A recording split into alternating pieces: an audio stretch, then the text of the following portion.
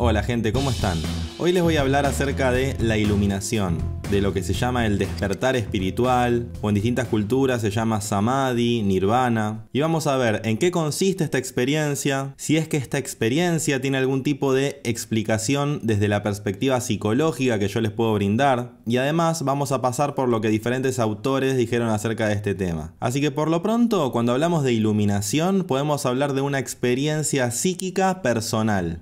En el estudio más académico del misticismo y del esoterismo, se puede ver que a lo largo de la historia siempre hubo una búsqueda de estos estados, de este estado de iluminación, y se ha llegado a la conclusión de que se puede llegar a ese estado por diferentes vías, por diferentes técnicas, por diferentes disciplinas, y que no hay una única forma de llegar a ese estado. La experiencia de la iluminación se describe como una indiferenciación entre adentro y afuera, se percibe como un todo indiferenciado y además se lo relaciona con la percepción de la luz, del brillo, de la claridad, de una sensación expansiva, donde además no existe el sufrimiento. La emoción principal que surge es la de un amor profundo, donde además la percepción del tiempo cronológico desaparece. Y lo que se percibe en términos de tiempo es a la hora como el único tiempo y un tiempo eterno. Hay un autor que se llama Rudolf Otto, que introdujo una palabra para describir este tipo de experiencias y lo llamó la experiencia de lo luminoso. Acá él retomó el uso de esta palabra que se utilizaba antiguamente y representa a una experiencia religiosa, divina, mística o inclusive sagrada, pero no relacionada a una deidad en particular, sino a la experiencia misma, el surgir de esa emoción espiritual, de esa experiencia. Otto define a la experiencia luminosa o de lo luminoso de la siguiente forma: experiencia no racional y no sensorial, o el presentimiento cuyo centro principal e inmediato está fuera de la identidad.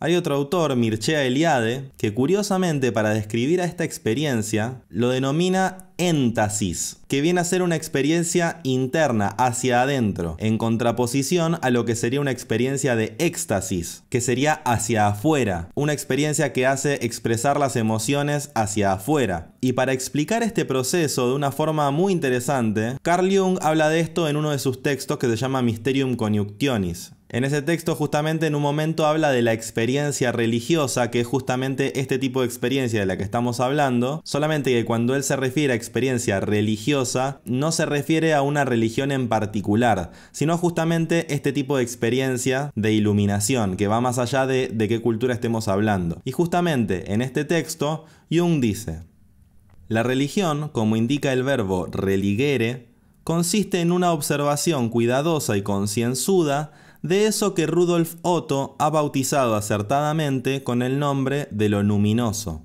es decir, una existencia o influjo dinámico que no es causado por un acto arbitrario y que, operando con total autonomía, se apodera y enseñorea del sujeto humano, el cual es en todos los casos mucho antes su víctima que su creador. Lo luminoso, sea cual fuere su causa, constituye una condición del sujeto que es independiente de la voluntad de este último. Lo luminoso es la propiedad de un objeto invisible o el influjo de una presencia invisible que suscita una particular alteración de la conciencia. Al descender al terreno del ritual y de la praxis, tropezamos, no obstante, con ciertas excepciones. Un gran número de prácticas rituales son llevadas a cabo con el único fin de suscitar de forma intencionada la acción de lo luminoso por medio de ciertos artificios mágicos. Estos artificios pueden consistir en invocaciones, encantamientos y sacrificios, en la práctica de la meditación y de otros ejercicios inspirados en el yoga, en el padecimiento consentido de tormentos de diversa naturaleza, etc. Pero todos y cada uno de ellos son precedidos por la fe religiosa en la existencia de una causa divina exterior y objetiva. Acá Jung introdujo varias aclaraciones muy interesantes. Por un lado de este hecho, que es que la sensación de esa iluminación es percibida por la persona como la irrupción de algo que está más allá de su control, como una sensación total que trasciende lo que puede controlar. Y a su vez, si bien Jung menciona que normalmente esto es algo que podría suceder sin que la persona esté controlándolo, también se refiere a que en la práctica se pueden ver que hay numerosos métodos y diferentes disciplinas, diferentes cuestiones que están hechas en su totalidad con el objetivo de que surjan estas experiencias de lo luminoso. A punto tal de que hay métodos, sistemas tales como el mismo yoga, que consisten exclusivamente en llegar a esos estados de conciencia. Lo interesante es que en todos los casos se habla siempre de que la experiencia genera esa indiferenciación entre lo interno y lo externo, entre el sujeto y el mundo. También es importante la aclaración de cuando esto se llama la conexión con Dios, ya que también la palabra Dios trae connotaciones que son muy distintas en cada cultura. Y es importante que hablar de la conexión con Dios o que esta experiencia surge de una conexión divina, cuestiones por el estilo, son simplemente diferentes formas de describir a una experiencia. Entonces lo interesante de hablar en términos de la experiencia de lo luminoso es comprender que estamos hablando de cuestiones fenomenológicas, de experiencias psíquicas concretas que se describen a lo largo de toda la historia en diferentes culturas y que van más allá de las creencias o de las palabras que se pueden utilizar para describirlo. Como les decía antes, tal vez en el caso del yoga, hablamos de un sistema que involucra un montón de cuestiones a tener en cuenta, todo un camino espiritual, e inclusive la presencia de un maestro que va diciéndole al discípulo qué es lo que tiene que hacer para llegar a esos estados de conciencia. Pero en otros casos y en diferentes testimonios a lo largo de la historia, se habla de la experiencia de lo luminoso como algo que surge, que inunda la conciencia, y que inclusive muchas veces sucede en casos donde las condiciones son de las más adversas para la persona. Esto, según las creencias de cada persona, es descrito de diferentes formas. Ante este tema, Jung dice lo siguiente: la razón se acaba cuando el arquetipo luminoso nos posee, pues él es el más fuerte, ya que puede apelar a una necesidad vital. Esto suele suceder cuando compensa una situación de necesidad que la razón no puede eliminar. Sabemos que un arquetipo puede intervenir con su fuerza irresistible en una vida humana individual y en la existencia de un pueblo. No sorprende, pues, que se le llame Dios, pero como uno no se encuentra siempre en situaciones de necesidad inmediata o no siempre las siente como tales, también hay instantes del destino más tranquilos en los que es posible la reflexión. Es interesante esta mención de Jung porque justamente esta experiencia tal vez surge en un momento en el cual lo que está sucediendo es algo extremo que la persona no puede procesar, y ante eso irrumpe en la conciencia esta experiencia de la conexión con lo divino, y esto, a nivel del alivio que puede traer para la persona, suena totalmente lógico como un análisis psicológico de esta experiencia. Y así como puede suceder esto, también puede suceder que la experiencia no se dé en situaciones tan extremas, ante lo cual uno, como decía Jung, puede con mayor tranquilidad reflexionar y analizarlo. Vale la mención de que entre las diversas técnicas de las que se habla para conseguir esos estados, se habla de la recitación de mantras, de ejercicios de respiración que en la India se denominan pranayama, o inclusive mantener la atención en una imagen en particular, o por ejemplo poner toda la atención solo en un único punto, e inclusive respecto de las plegarias o de rezar, Jung hace una mención especial en su libro Respuesta a Job, y dice lo siguiente: la plegaria, por ejemplo, refuerza el potencial del inconsciente. De esta forma se explica a veces su inesperado poder.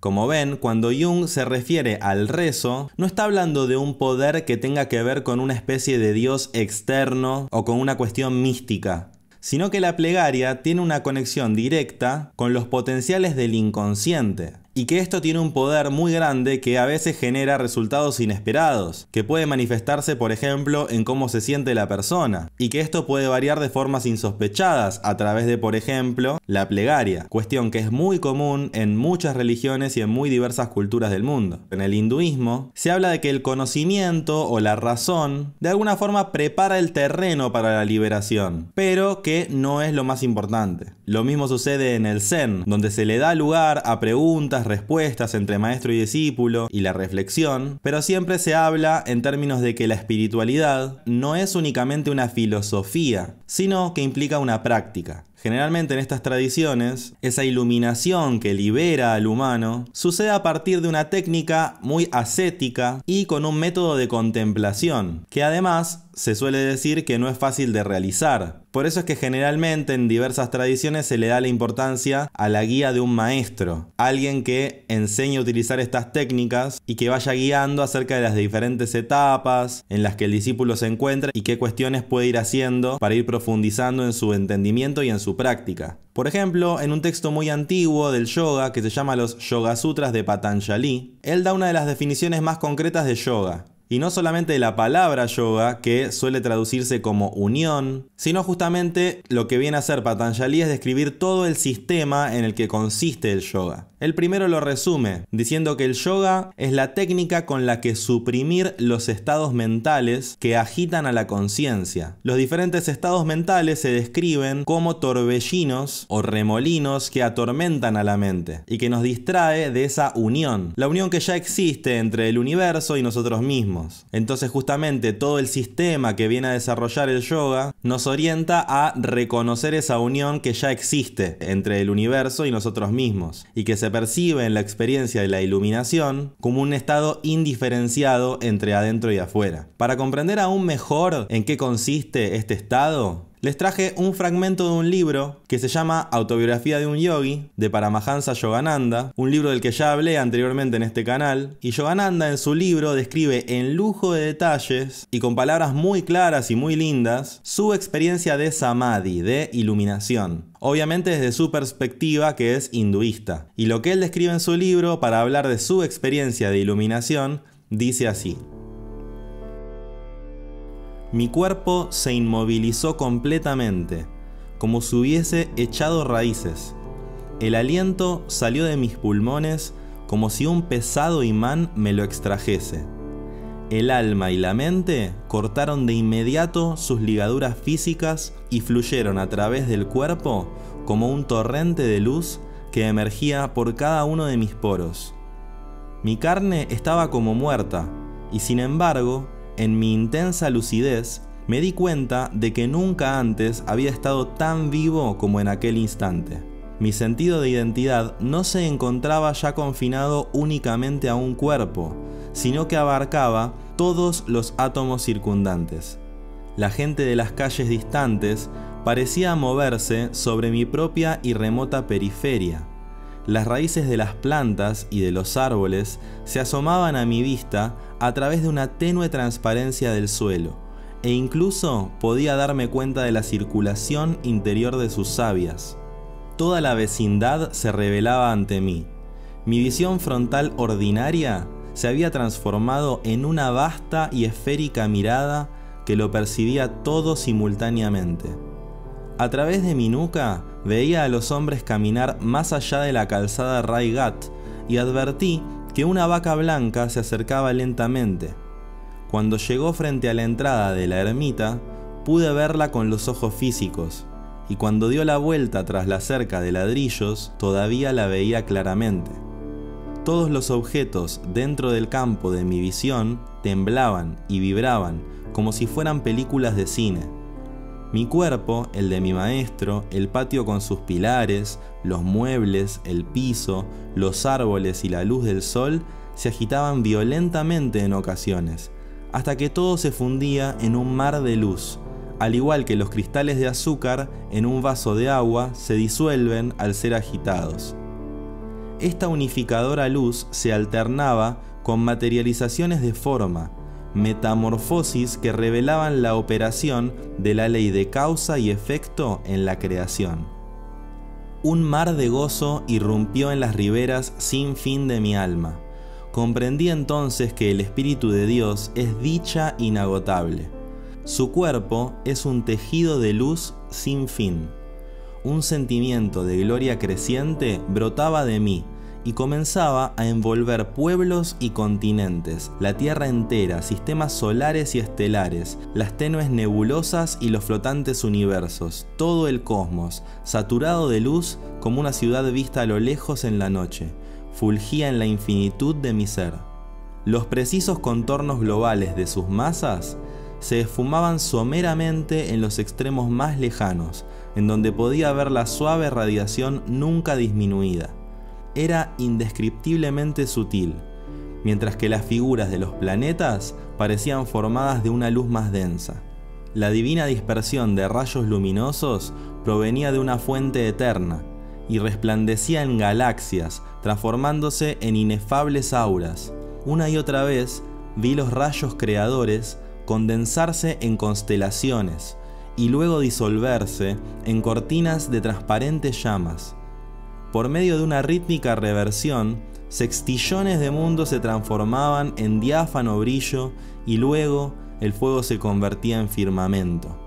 Reconocí el centro del empíreo como un punto de percepción intuitiva en mi corazón. El esplendor irradiaba desde mi núcleo íntimo hacia cada parte de la estructura universal. El feliz Amrita, el néctar de la inmortalidad, corría a través de mí con fluidez mercurial. Escuché resonar la creativa voz de Dios como Om, la vibración del motor cósmico. De pronto, el aliento volvió a mis pulmones. Con desilusión casi insufrible, me di cuenta de que mi infinita inmensidad se había perdido. Una vez más, me hallé confinado en la humillante limitación de una jaula corporal, no tan cómoda para el espíritu. Como hijo pródigo, había huido de mi hogar macrocósmico, encarcelándome a mí mismo en un estrecho microcosmos. Mi gurú seguía inmóvil delante de mí, y mi primer intento fue arrojarme a sus santos pies en acto de gratitud por aquella experiencia en la conciencia cósmica, que tan larga y apasionadamente había buscado. Pero él me impidió inclinarme y dijo calladamente: «No debes embriagarte con el éxtasis. Todavía hay mucho trabajo para ti en el mundo. Ven, vamos a barrer el piso del balcón. Luego caminaremos por el Ganges». Traje una escoba. Inferí que mi maestro estaba enseñándome el secreto de vivir una vida equilibrada. El alma debe extenderse hasta los abismos cósmicos mientras el cuerpo cumple con sus obligaciones cotidianas. Cuando más tarde estuvimos ya listos para nuestro paseo, todavía me sentía en trance, en un rapto inefable. Veía nuestros cuerpos como dos imágenes astrales, moviéndose sobre un camino a lo largo del río, cuya esencia parecía de purísima luz.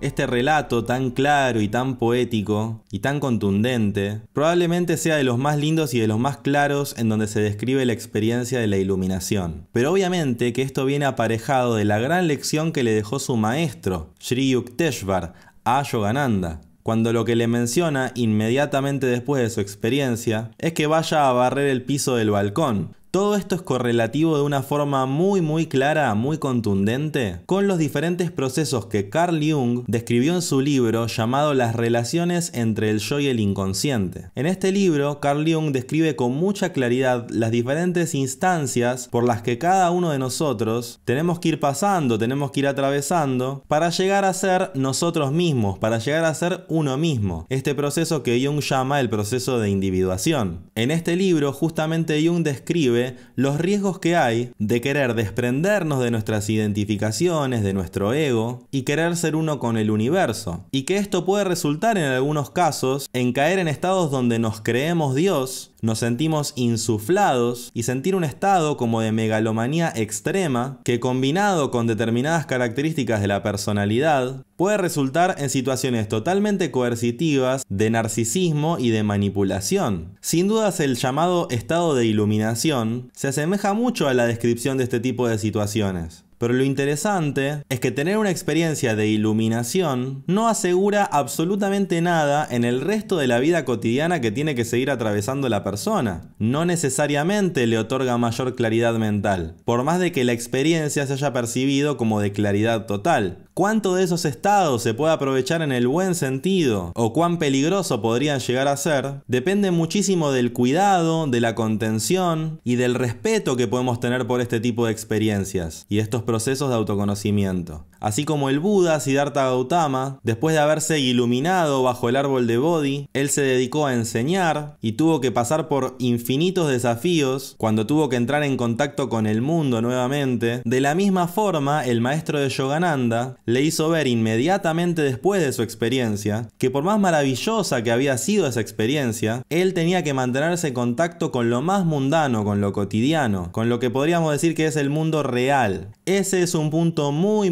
claro donde podemos diferenciar entre un maestro espiritual y un manipulador, un narcisista, un líder de una secta. Alguien puede tener un vislumbre precioso y querer transmitir y enseñar lo que aprendió de esa experiencia de su vida y hacerlo con humildad, hacerlo con apertura, desde un lugar totalmente sano. O puede utilizar alguna experiencia de estas características como currículum con el que justificar todo tipo de atrocidades que nada tienen que ver con el despertar espiritual, sino que tienen que ver con el abuso y con la manipulación sobre aquellos que confían en él. Justamente Jung viene a demostrar que estas experiencias, en mayor o menor medida, pueden surgir en un proceso de autodescubrimiento, pero que de ninguna forma tener una experiencia de estas características implica llegar a algún tipo de conclusión definitiva de las cosas, sino que en el mejor de los casos puede servir como una experiencia psíquica, como una vivencia transformadora. Pero todo lo que se pueda haber aprendido de esa experiencia tendrá que ser tenido en cuenta a lo largo del resto de la vida de cada uno. Y superando estos estados, para comprender que hay muchísimo trabajo para hacer en el mundo y en uno mismo, muchísimo más allá de una experiencia de iluminación que pueda o no experimentar alguien. Hice un video específico hablando acerca del proceso de individuación, donde entre otras cosas hablo de estas diferentes etapas por las que tenemos que ir pasando en un proceso de análisis y de introspección, tal como lo describe la psicología junguiana, y donde también explico estos diferentes riesgos de los que habla Jung, que implican el contacto con las experiencias de lo luminoso, con la experiencia religiosa, con la experiencia mística que se podría describir también como iluminación, nirvana o samadhi. Siempre teniendo en cuenta que el proceso de individuación es un proceso único, absolutamente personal, que no depende de tener o no tener este tipo de experiencias y que implica un proceso constante de autodescubrimiento que de ninguna forma se limita a tener algún tipo de experiencia mística. Así que me encantaría saber qué les pareció este video, qué les pareció esta explicación acerca de los estados denominados estados de iluminación, nirvana o samadhi. Me encantaría saber sus experiencias con la meditación o con este tipo de técnicas que se describen. También me encantaría saber si les gustaría que haga algún nuevo video profundizando en alguna de esas experiencias, en alguna de esas técnicas o cualquier otra idea que se les haya ocurrido a partir de este video. Si todavía no se suscribieron a este canal, los invito a suscribirse a este canal, también a poner me gusta si les gustó este video y nos vemos en un próximo video de Salir del Laberinto.